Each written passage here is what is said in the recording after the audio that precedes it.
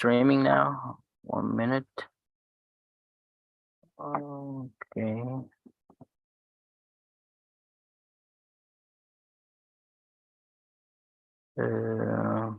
Okay, I think everything's good. Now we're on live. So I will start. Welcome everyone to the Cypress Testing in Angular meetup hosted by Angie Asia. My name is Ilyas Hoca. Today we are excited to have a Jordan Powell, an Angular Google developer expert from Cypress.io as our guest speaker. Jordan is an expert in the field of software testing with a focus end-to-end testing using Cypress. In this meetup, Jordan will share his insight and experiences with Cypress component testing in Angular. He will dive into fundamentals of Cypress and demonstrate how it can be used to test individual Angular components in isolation. This approach allows developers to catch back early in a development cycle and improve overall quality of their application. We believe this meetup will be highly informative and available for anyone interested in software testing and Angular development. So whether you are a seasoned developer or just starting out, we encourage you to join us and learn from Jordan's expertise. Let's get ready to explore the world of Cypress component testing in Angular. So you can start, Jordan.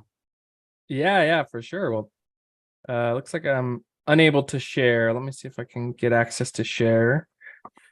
Thank you for having me. Super excited to be here. This is what is it's NG Asia? Is it the name of the meetup here? Yeah. Oh man. It's saying that it's been disabled from screen sharing. Okay, I will check. Yeah, can you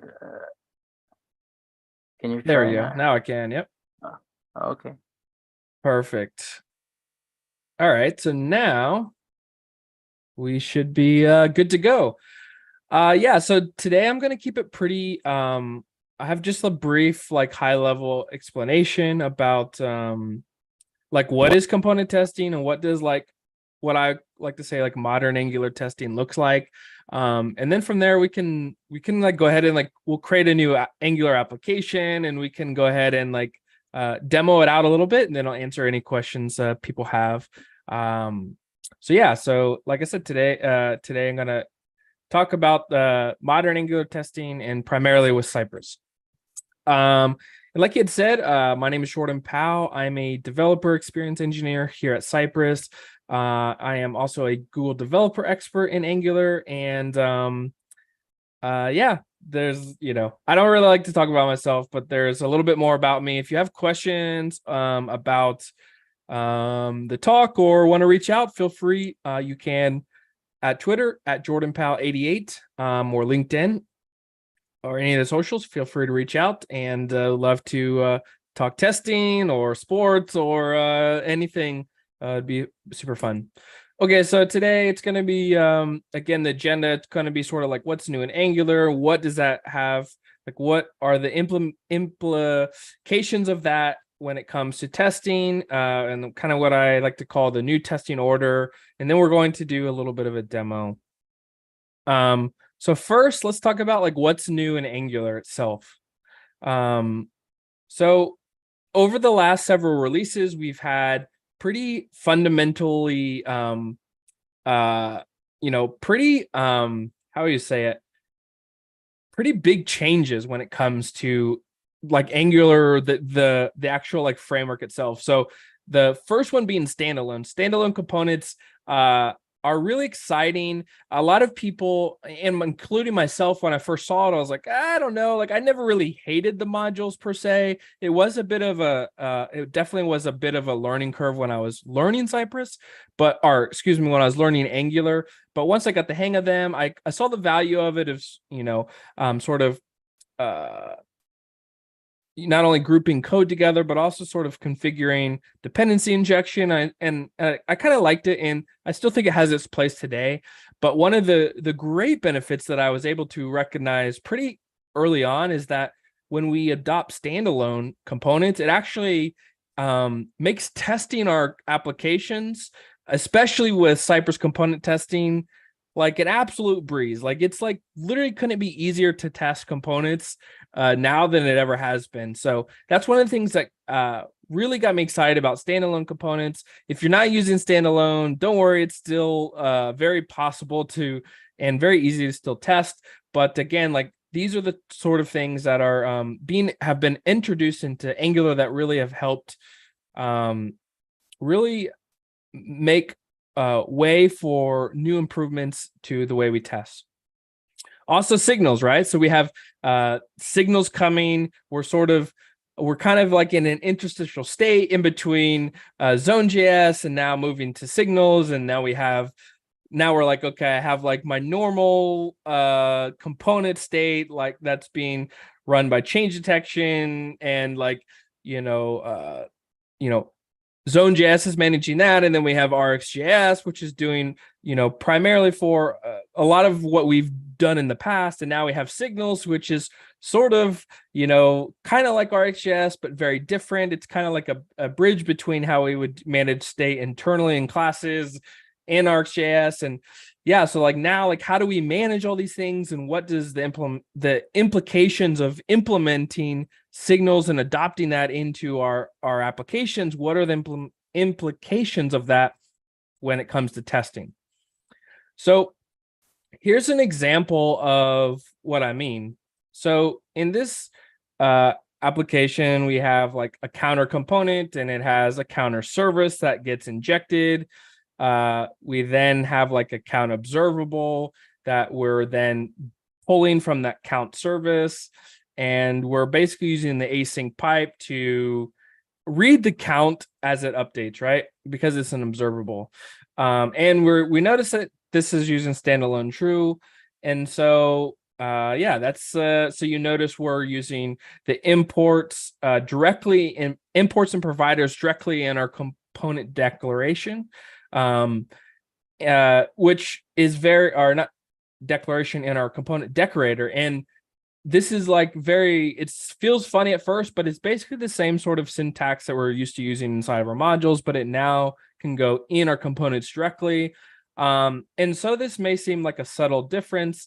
When you go to test, this actually makes pretty significant change.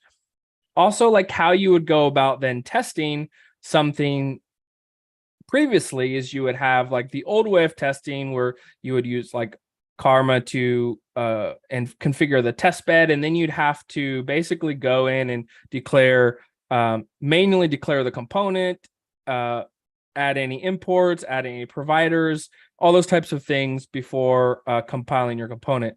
The new way, because the responsibility that got pushed to the component itself to declare and configure itself, that you no longer have to then declare and import things like that inside of your test, because all you need to do is import the actual component itself, because the component then almost becomes like a module, and then inside of itself, it then has the declarations and the providers and all the things that it actually depends upon. So that means that we have to do way less wiring up and configuring our components in Angular when we use standalone, which is really exciting. Again, we were able to remove those 2 lines of code because we're using standalone. And so like how we would go about then in this, if we were to write like a Karma test to basically test that you can increment the count. So you'd have to do some work, and then you basically would have to call fixture.detect changes to basically tell the test to detect changes that have been happened before we then can run assertions against it. But what if there was a better way? So like we didn't have such a verbose manual process for doing this sort of thing. But before I answer that, I first want to sort of shift gears and talk like what is a component. And a component, when you really step back, we think it's really simple, and we're just like, and we because we've primarily treated it as just like a unit test in the past. But if we think about what a component is, it's actually much more complex than we actually give it credit for. In Angular, a component is a class.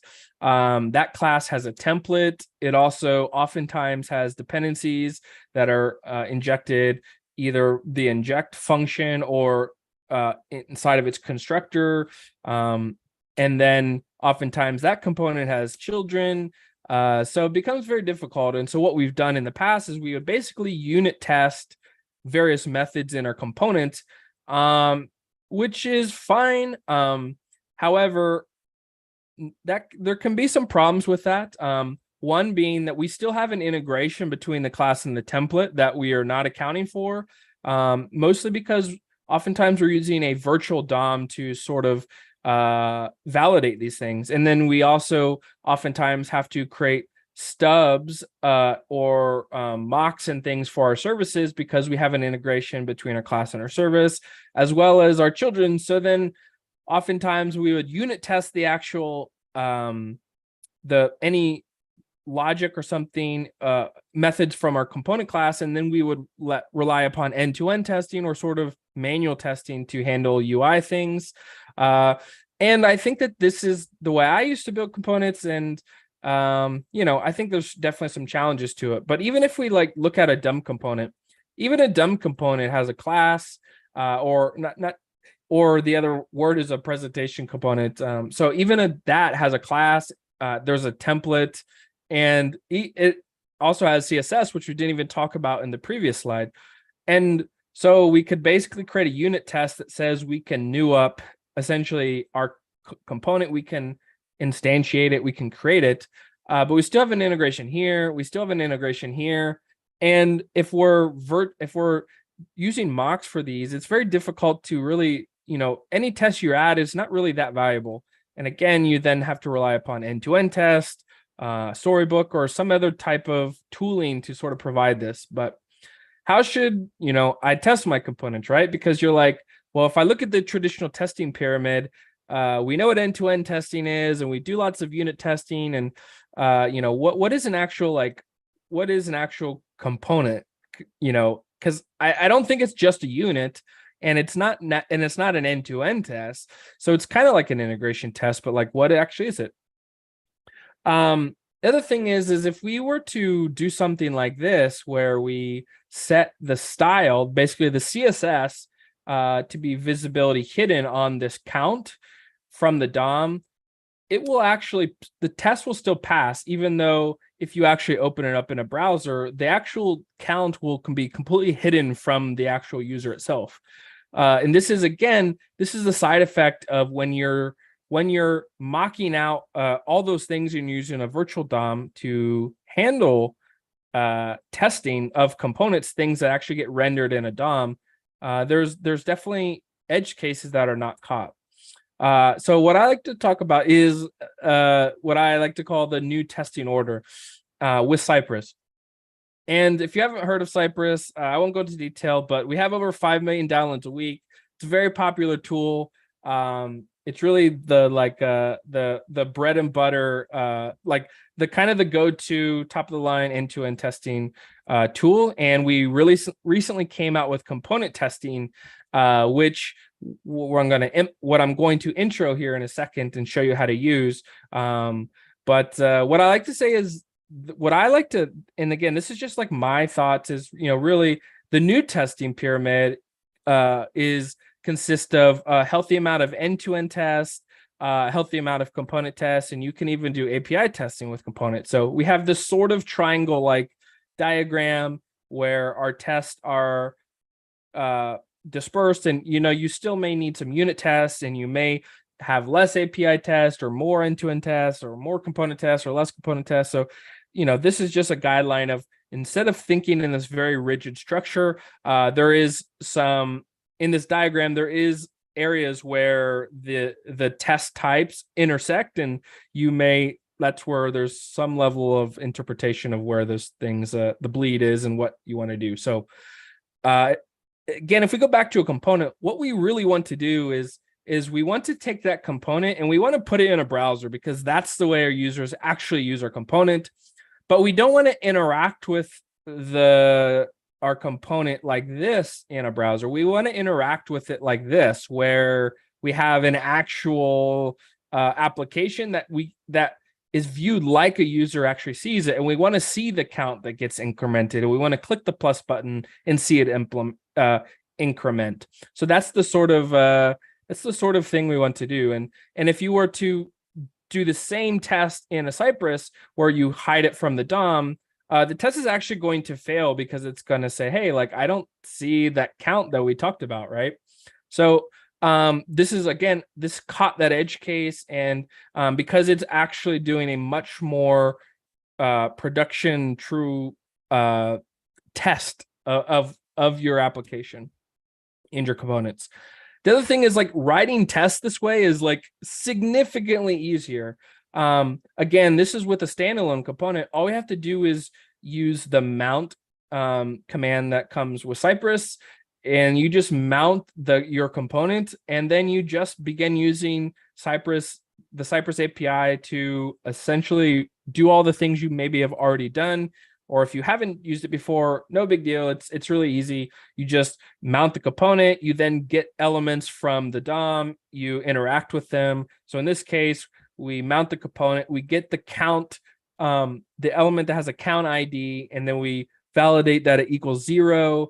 We then get the button that contains the plus, basically the plus button, and click it. And then we go back to that count button, the count ID, and make sure that it incremented to 1. So this is a production like test that took only 4 lines of code, which is really, really amazing and powerful. And it's a much more truer example of how this works. And in this case, we didn't care about we didn't have to do any stubbing of our count service, or we didn't have to do any sort of wiring up of our test bed. All of this is responsibility sort of kind of encapsulated from the user. And like you said, we're using the site at mount command here. So let's go ahead now, and let me stop sharing, and I'm going to change my screen, and let's go ahead and create an actual application where we can actually see this working. Let's see. Let me reshare my screen. If anyone has questions, feel free to they could stop. You can interject me, but here I'm just going to open up a new terminal here, and I'm going to write ng new, and let's create Angular counter test application. We don't really need routing. We can use CSS Sass. We'll just use CSS for now. And we're going to go ahead and create this.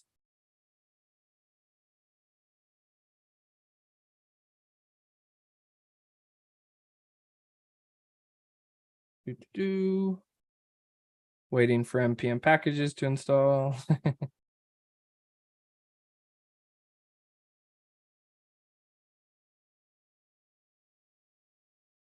Okay, let's cd into the Angular counter application. We'll go ahead and open this up in code, and we can begin to see this. Just normal Angular application.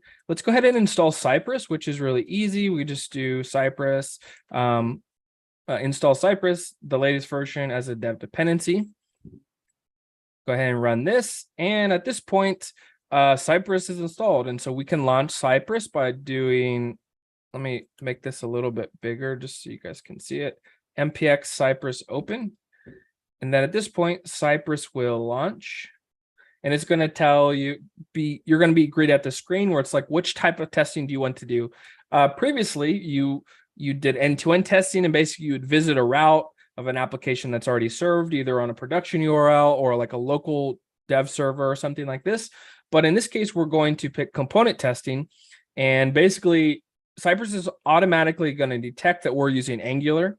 But we have support for React, and all the meta frameworks like Next and Create React App, and we have Vue and Svelte, as well as we have a list of third-party integrations. So we have like Quick, Solid.js, and others. I think we have Lit. There may be more as well, but anyways, we'll go ahead and click Next, and Cypress detects this. It's going to say, yes, your dependencies needed to run this are already installed. We'll press continue. And then it's going to essentially scaffold out, create a config, and a few other files for us. We'll go ahead and press continue. And it's going to tell us what browser do we want to launch this in. And in our case, we can just use Chrome. It's going to basically detect browsers from your already installed in your machine. Let me make this smaller. And here it's going to tell us that, hey, we don't have any actual specs installed. So let's go ahead and create like an actual test. So this is just the default Angular application that gets compiled. So we have, as of now, just one component. Displays this Angular counter title. But we could go ahead and create a new file called app.component. And Cypress just uses by default the .sci.ts spec pattern. So in this case, we can go ahead and let's describe the name of our test. We'll call it app components. And we will then just write a test to validate that it can mount into the DOM.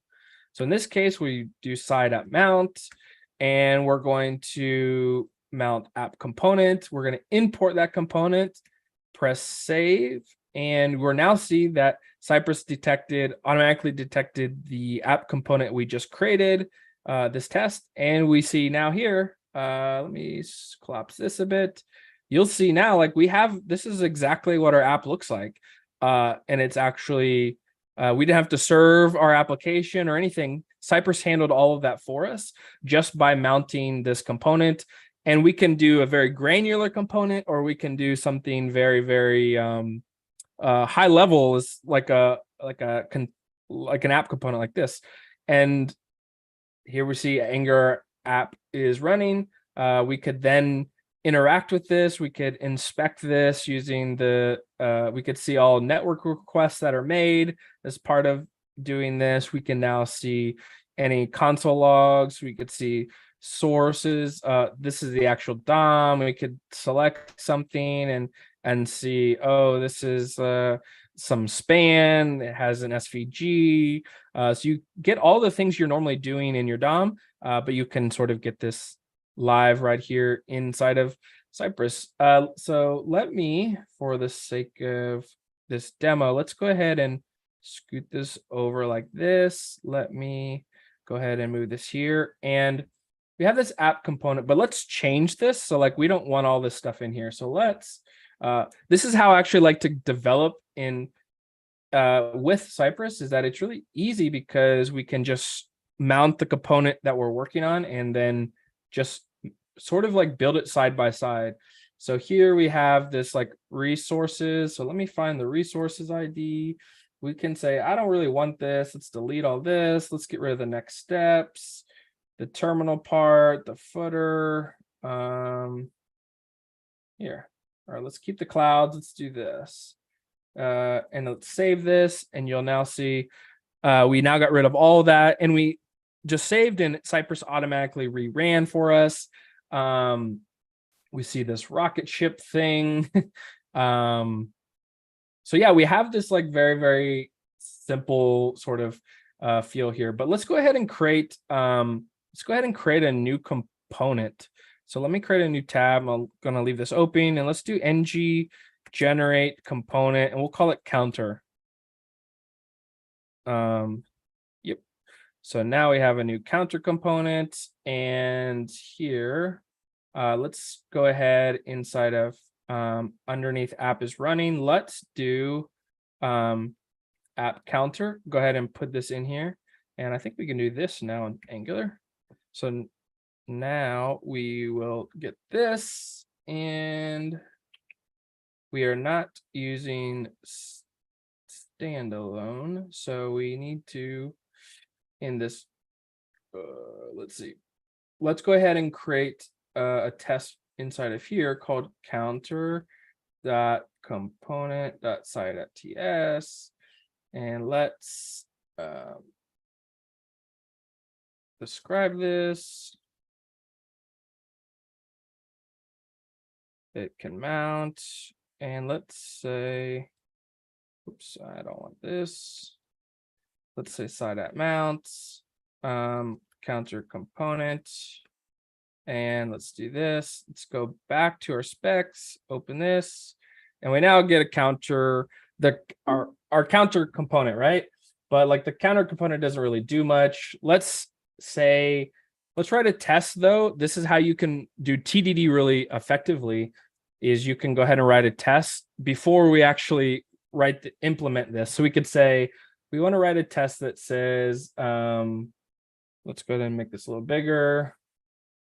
We could say, it can increment the count. The same thing, we'll just use the same example from the example I used earlier. So let's go ahead and mount our component.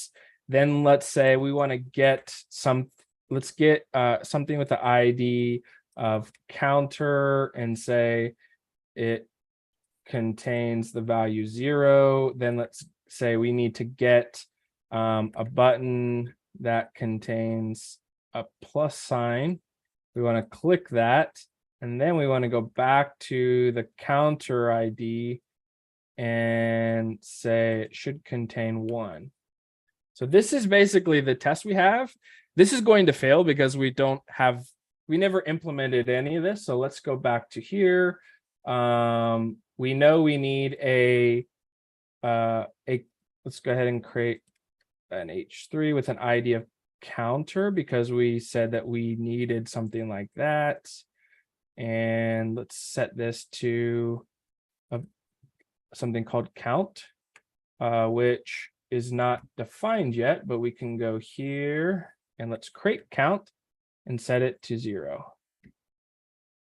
So see, now we got the counter. We found that we got it that it contains 0, but then we try to go to the next step, which is getting a button that contains plus, and it doesn't have that. So let's go ahead now here. Let's create a button that is let's see, that is a minus, and then let's get a button that is a plus. And now we have, we're getting now down to the bottom part, but we're not actually incrementing anything. So now we need to do some wiring up of this. So we need to do, for the sake of this, let's add a click method to this, and let's call increment a method that we don't have wired up yet in here. And let's just do increment and say this dot count equals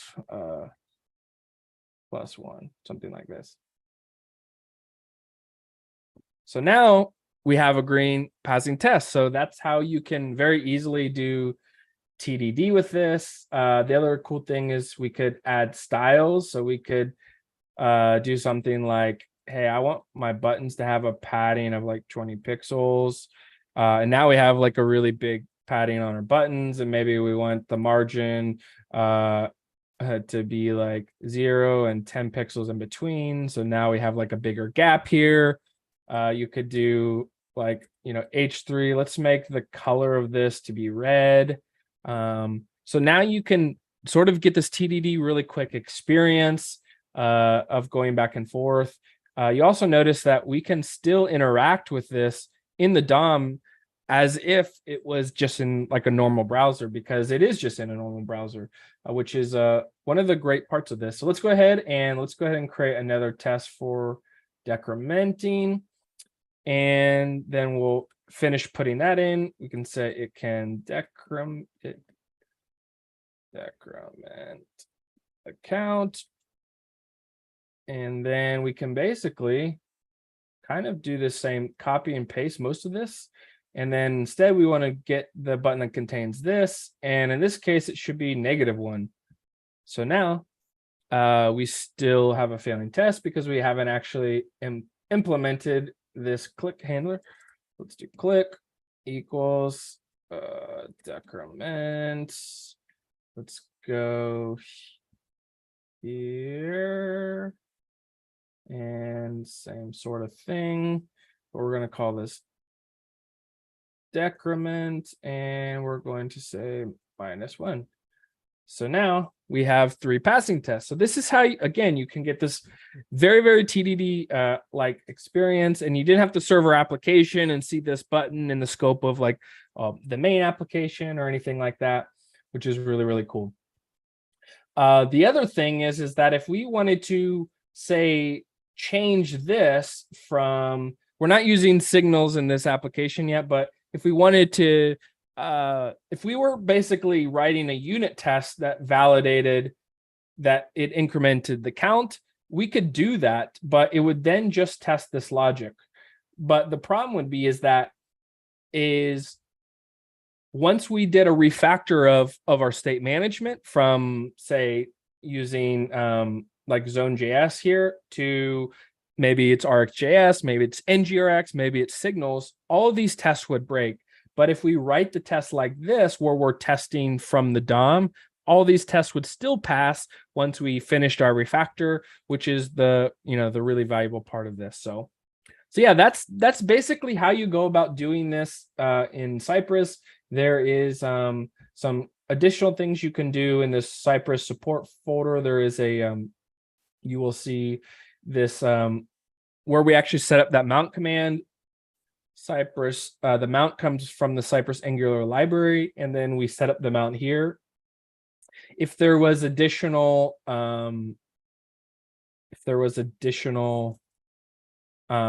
things you wanted to do, you'd have to do like we won't set the types, but it'd be like component and then config, and then you basically could do something like this where you return mount passing component and then do config plat plus something like imports of shared module if you had one, or something like this. So this is how you can basically, on every single time you mount your component, you add additional things, so that way you don't have to do repetitive tasks like this in every single test that you write. So yeah, that's pretty much it. Do we have any questions? I know I think we're right at 30 minutes here, but wanted to stop here and I guess answer questions you guys might have.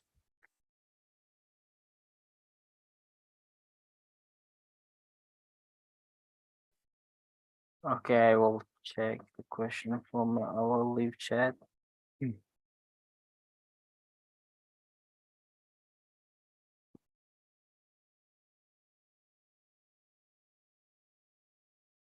Okay, we don't have any question yet.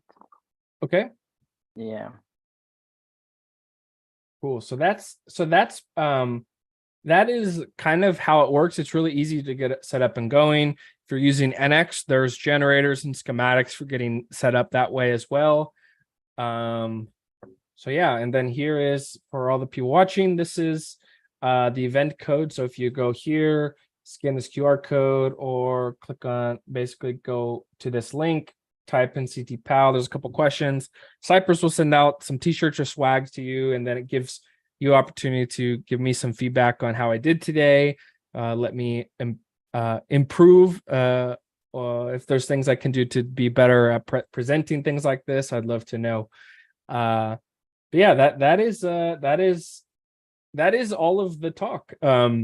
But hopefully that was helpful to you guys. I don't know. Have you tried component testing yet? Is it something that you're familiar with?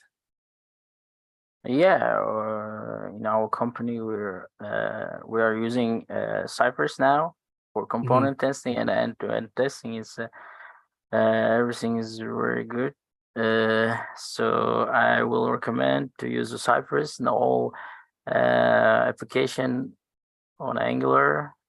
personally. So thank you very much to your presentation, to your knowledge. So thank you for your time. Yeah, for sure. Yeah. Yeah. Thank you again. Have a nice day. Yeah, thank you. Thank you. Bye. Bye. Bye.